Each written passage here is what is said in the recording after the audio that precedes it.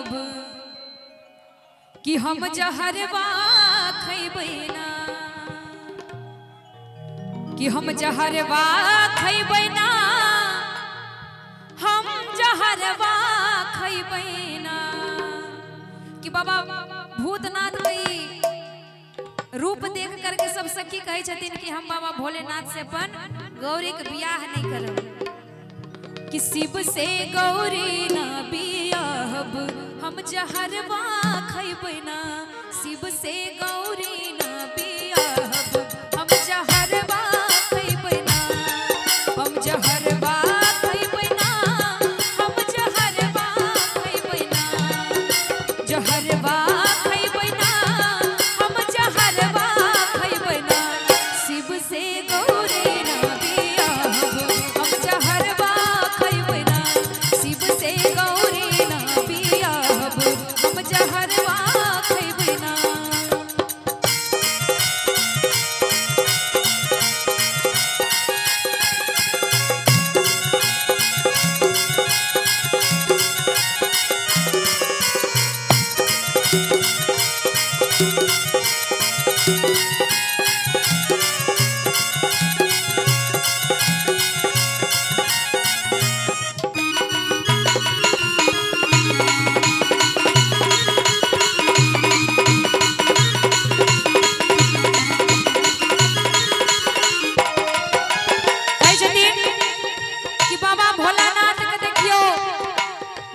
भस्म लगैने, गला में सांप लटकैने, ऐसन मोर कतौ नहीं देखलो। तो कहे छथिन सखी की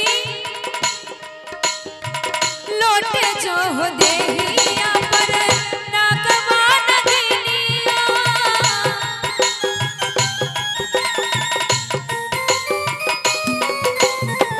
भूत बैताल चके संगिया संगिनिया,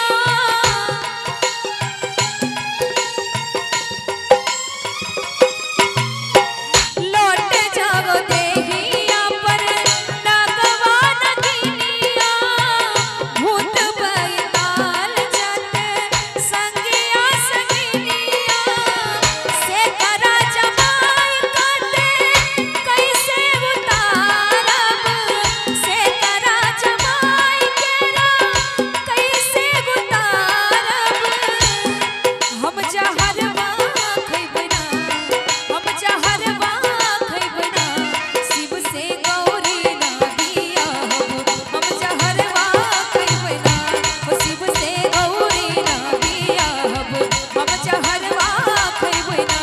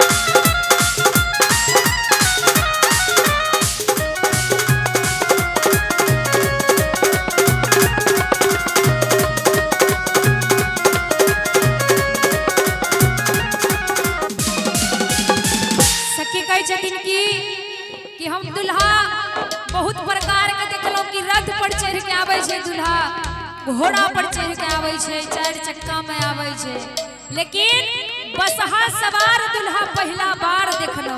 किए बसहा सवार कोई दुल्हा न सुनली,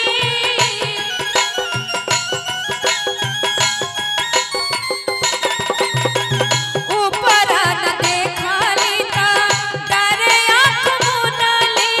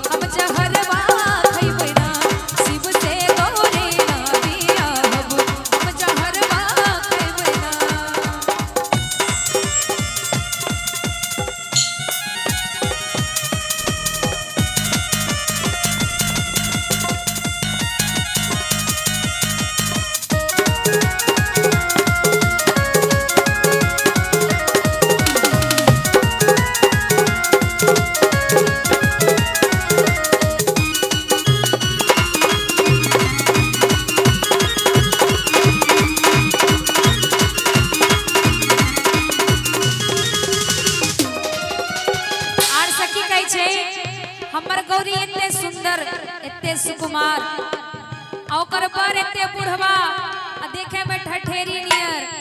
हम अपना सिया के कैसे ओकरा हाथ धरइए? हमर बेटी कोई सामान थोड़ी चीज दे दिए। कहे छे कि गौरी सुकुमार